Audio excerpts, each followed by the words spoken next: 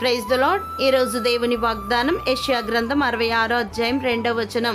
ఎవడు దీనుడై నలిగిన హృదయం గలవాడై నా మాట విని వణుకుచుండునో వానినే నేను దృష్టించుచున్నాను. ప్రియ దైవజనమా, శ్రమలో ఉన్న మిమ్మును మీ దేవుడు దృష్టించి మీకు కలిగిన శ్రమ నుండి విడిపించాలని ఆశ కలిగి ఉన్నారా?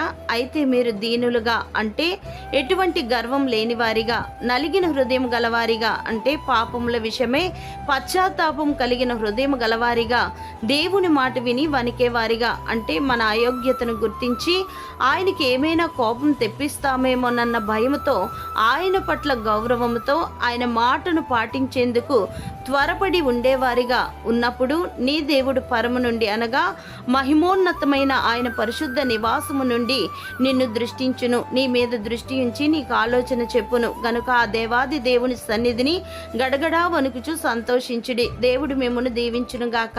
ఆమెన్.